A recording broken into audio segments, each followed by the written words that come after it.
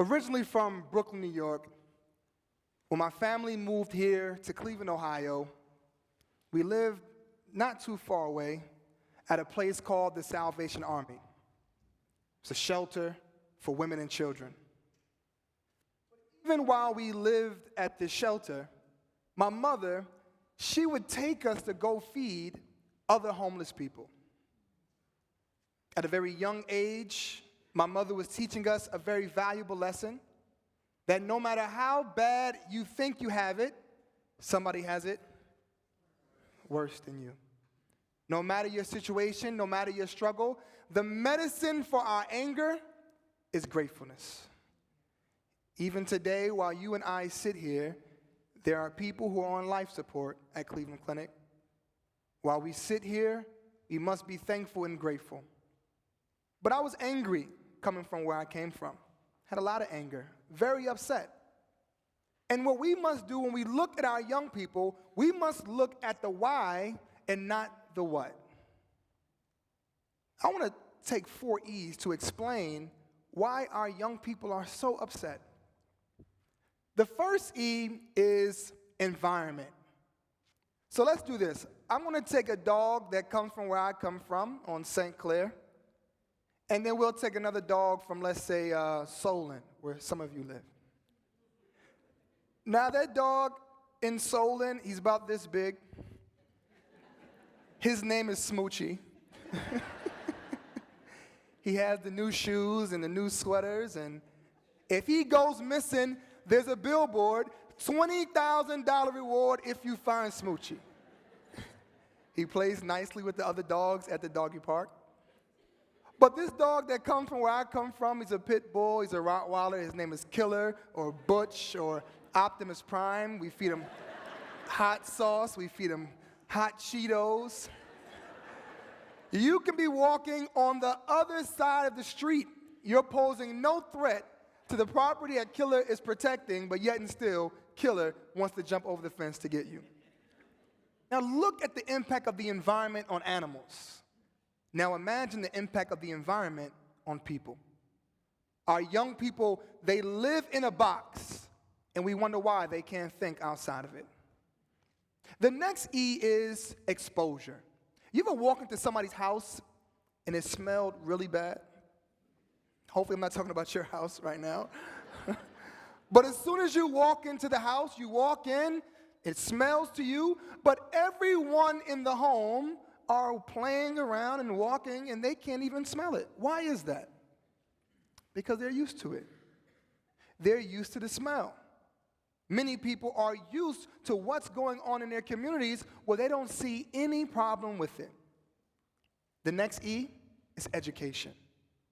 I had the opportunity to travel to Morehouse College and graduate with honors from Morehouse College, and it changed my life.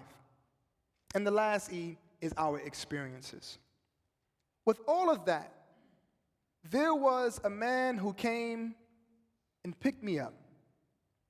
He became a father for me, and his name is Mr. Timothy Roberts. He came all the way to my community. I didn't grow up with a father, but he became my father, and he exposed me to a world that I didn't even know existed, like Cleveland State. Though I live a couple miles away, I never had the opportunity to travel here. But he came, and he gave me the love that I desired, and because of that, today, as a graduate of Morehouse College, but also I'm an educator. I have a Be the Change leadership series that I teach in my school called I Can Schools. And at this school, there's a very great story that I share with my students called Lion King. Everybody ever saw Lion King before? You love Lion King, that's good. That helps me out right now. So Simba is next in line to be king. I can't wait to be king, he says.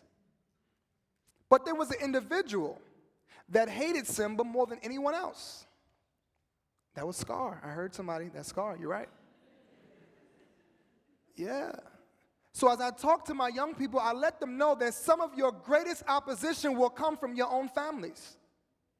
Some of your greatest opposition will come from people who should love you, but yet and still, they pose the greatest threat to you.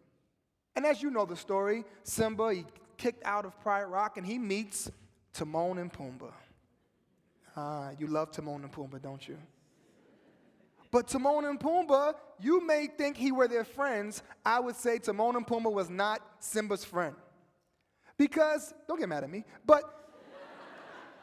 the reason being is because they understood the law of the survival of the fittest. They're like, listen, we're the only meat around here. So if we don't trick this lion to believe he's something that he's not, then we are dead meat. What lion do you know swing from vines, eat bugs, talking about Hakuna Matata? This doesn't happen. So Timon and Pumbaa, they understood his potential before him. Many people look at our young people, and we see that jails are in better shapes than schools. We see that casinos are in better shapes than schools. So what are we preparing our young people for? Are we preparing them to become scholars, or are we preparing them to become criminals? And as the story goes, he meets Rafiki. And Rafiki, he says, I know your father. He said, you mean you knew my father? So correction, I know your father. Follow me. And as he follows him, he says, look there. And Simba looks into the water, and he sees his own reflection. He says, that's not my father, that's me. Rafiki says, look closer. And Mufasa appears, and Mufasa says, Simba, you have forgotten me. Simba says, how can I forget you? You're my father. Mufasa says, you have forgotten yourself, therefore you have forgotten me. I talked to you earlier about this woman that I love so dearly, my bestest friend in the world, my mother. Today I stand before you with this beautiful pink tie in honor of her because she passed away from breast cancer 5 years ago. I wear this tie in honor of her, in honor of every woman and every man that is suffering from cancer, who have survived the brutal attack of cancer, who have transitioned. It was because of these two individuals in my life, Mr. Timothy Roberts and my beloved mother. It was them who exposed me, who took me out of the environment that I knew, who educated me, and who gave me new experiences. So I say to every last one of you, I say, do not be afraid of those young people because they have pants that are falling off their waist. Maybe he doesn't have a belt. But if you do not speak and reach out to that young person because of that, you miss out on the greater opportunity than they do. I urge you to expose our young people. I urge you not to be afraid of them, because maybe you will miss out on the opportunity to inspire a young person like me. So I pray and I ask that you go and you inspire and you motivate everyone despite what they look like, despite their religion, and despite where they come from. Because if you do that, you will change the world one young person at a time. Thank you so much.